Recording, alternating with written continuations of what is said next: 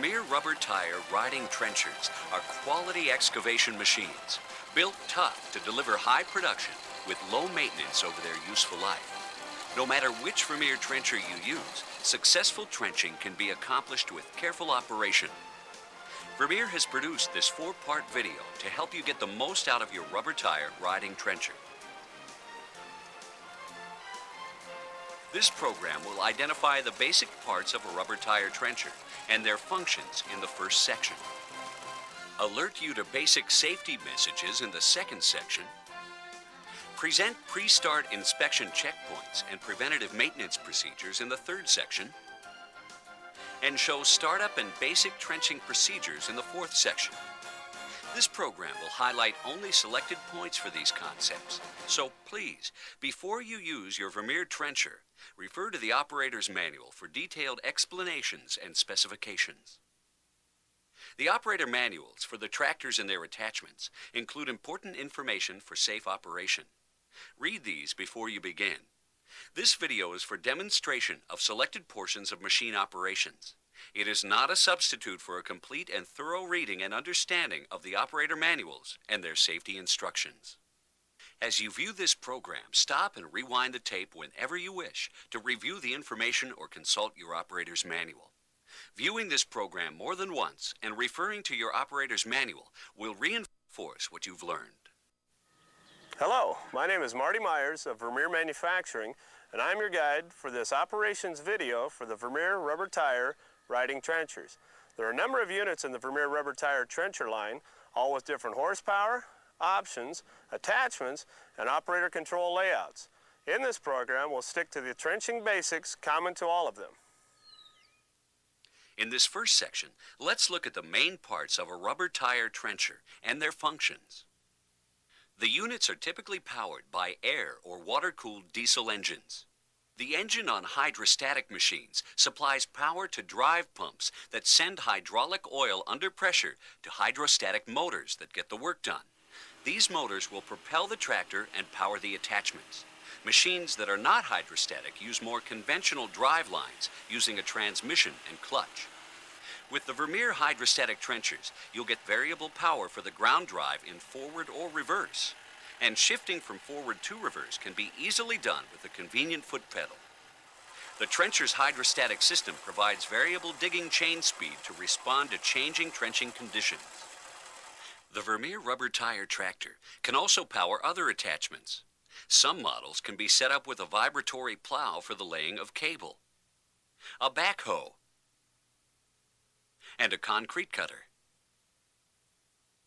The unit's hydraulic oil can also operate the steering, the backfill blade, and other hydraulic cylinders. The unit's backfill blade can have up to 6-way range of motion. It can be lifted and lowered and angled from left to right.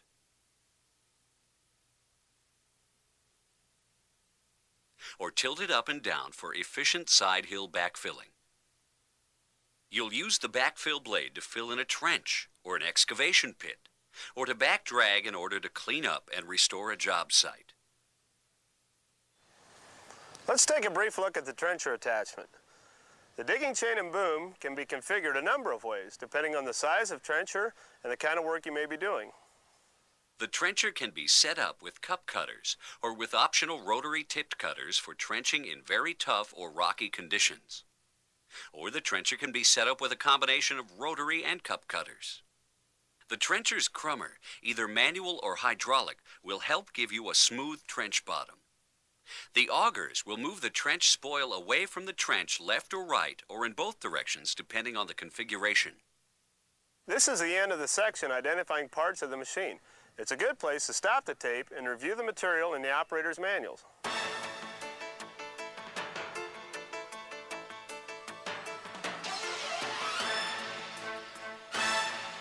As part of learning how to operate a trencher, I want you to pay attention to some important messages about safe operation. Good safety practices are an important part of machine operation. Safety information for the tractor and the trencher are contained in your operator manuals. This safety information, together with your own good judgment, are important for your safety. So take a few minutes to learn about safety now before you begin operating the trencher. Prepare yourself for machine operation by wearing protective equipment, such as a hard hat, protective eyewear, and work shoes. Depending on the job, you may need a respirator to filter dust and hearing protection for prolonged exposure to noise. Machine condition is an important part of safety. Take the time to check the machine over before you begin operation. Correct any problems that may affect your safety. Your Vermeer riding trencher is equipped with a rollover protective structure, but you must wear your seatbelt to be protected in the event of a rollover. So, wear your seatbelt. You must start and operate the machine from the tractor operator's seat. Don't take a chance on being run over or being caught in a rotating digging chain. Never allow anyone other than the operator to ride the machine. Keep away from the digging chain when it is rotating. A rotating digging chain can cut off an arm, a leg, or even possibly kill. Trench walls can unexpectedly cave in. Anyone standing too close to the trench may fall into the digging chain. Keep spectators away from the work area and the machine. The crummer assembly or restraint bar must be kept in place and set to its proper length. Be sure to shut off the power to the digging chain before moving the tractor with the trencher boom raised.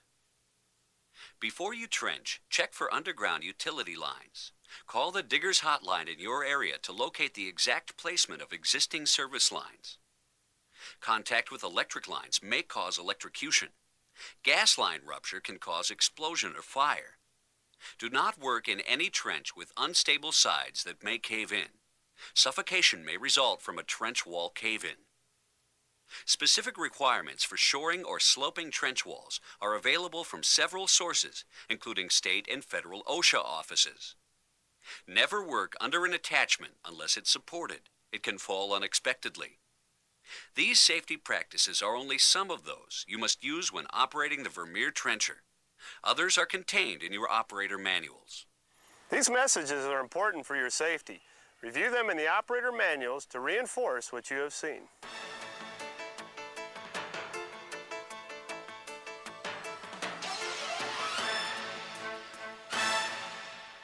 Before you start the engine, every single day, you should conduct pre-start inspection and preventative maintenance steps so the trencher will give you a good day's performance.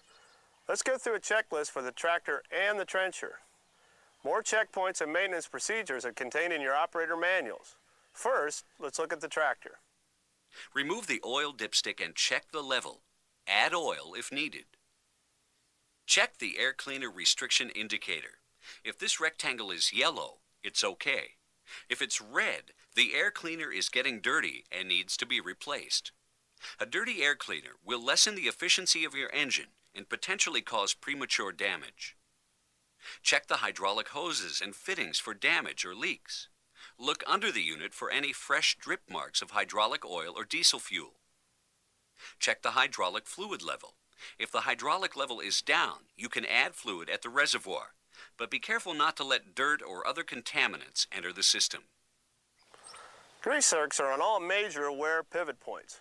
Some need greasing twice a day, some once a day, and others on an interval basis.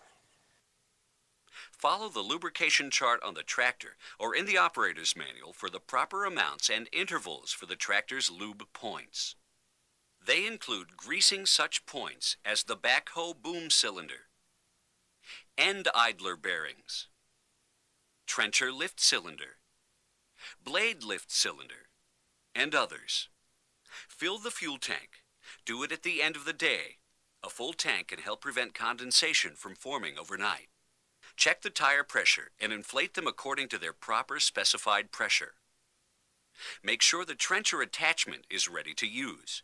Check the chain for proper tension. Do not over-tighten. This will cause excessive wear. If it's too slack, its efficiency will be reduced.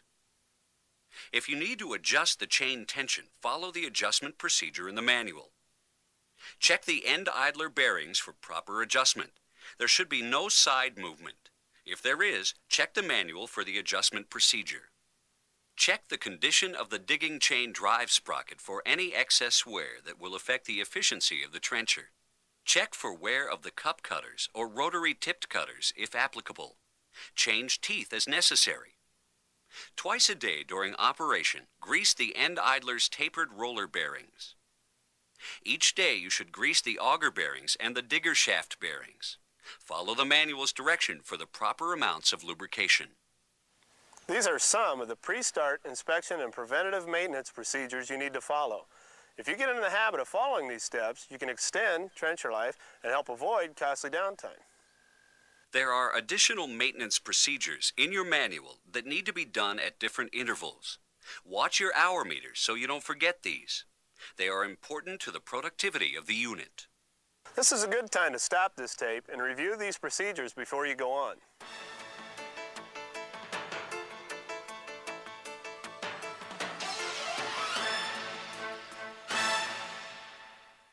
Before starting the engine, sit in the seat and fasten your seatbelt.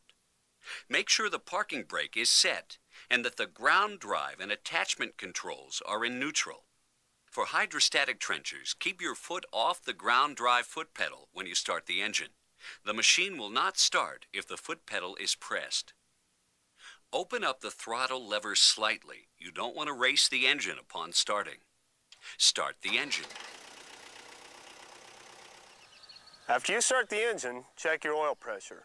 It should come up right away. If it doesn't, shut down and check for potential problems. For starting in cold weather, follow the additional steps in the tractor operator's manual. Before loading the unit onto a trailer, check the trailer operator manual and your Vermeer tractor operator manual for loading information. To drive the unit onto a trailer for transport to the job site, raise the attachment and backfill blade.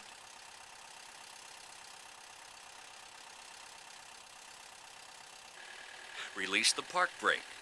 Use a slow ground speed, and for the hydrostatic machines, use the foot pedal control to slowly load the machine onto the trailer.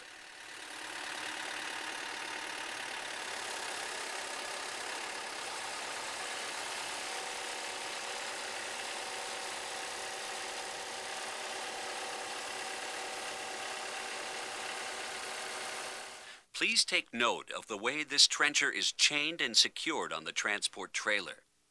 Whenever the trencher is transported on a trailer, the parking brake is on. The backhoe boom, if there is one on the unit, is chained to the tractor. The backfill blade is down on the trailer bed. The trencher is lowered to the trailer floor, and the unit is chained down front and rear with chains and load binders. To unload the unit, remove the chains and load binders. Raise the backfill blade. Raise the trencher to the up position. Drive the machine slowly off the trailer.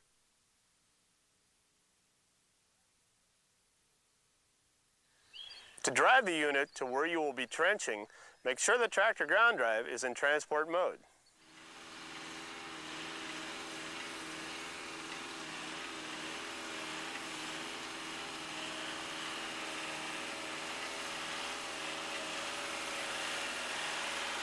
On hydrostatic machines, the foot pedal control allows you to go forward, then to reverse without stopping to shift.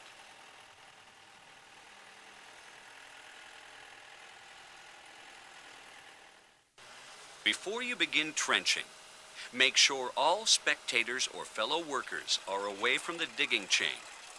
The crummer should be in the raised position in order to make your plunge cut. Place your ground drive into trenching mode. Increase your throttle until the engine is at full RPM. Set the digging chain at the mid-range speed for plunge cutting. You may need to adjust the chain speed for different soil conditions. Gradually lower the boom to the desired digging depth. Do not overload the engine. Move the machine forward a few feet.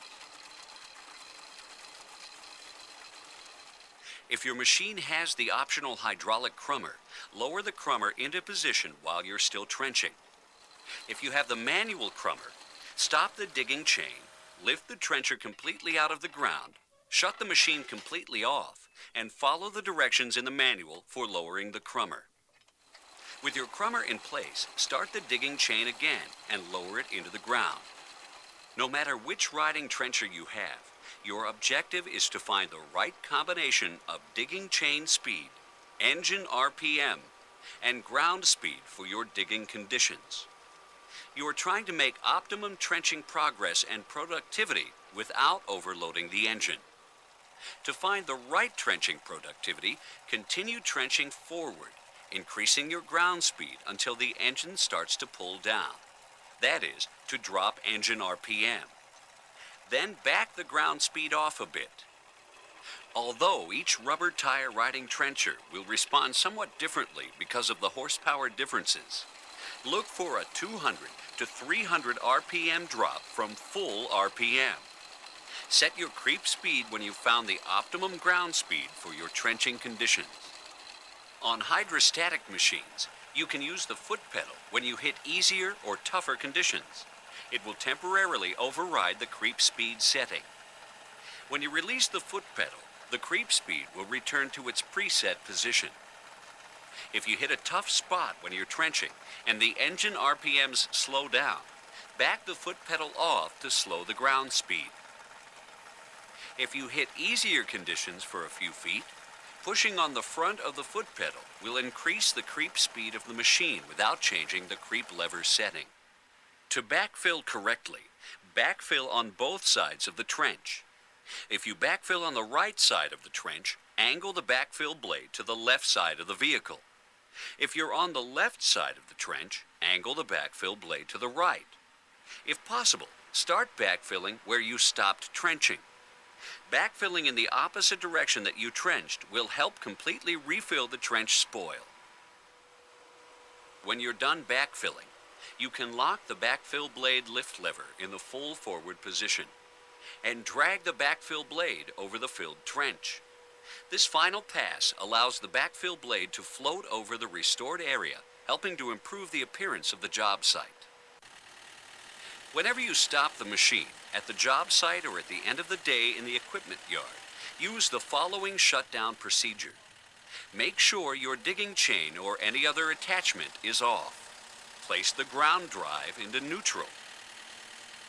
Set your park brake. Lower all attachments to the ground unless they are mechanically suspended with a transport lock. Shut off the engine and remove the key. Well, that's it. The trenching basics for the Vermeer rubber tire riding trenchers. Once you get the feel of trenching, you'll come to appreciate how easy these machines are to operate. Before you begin, be sure to review this video and the operator manuals so you don't forget any of the important steps. Thank you for watching.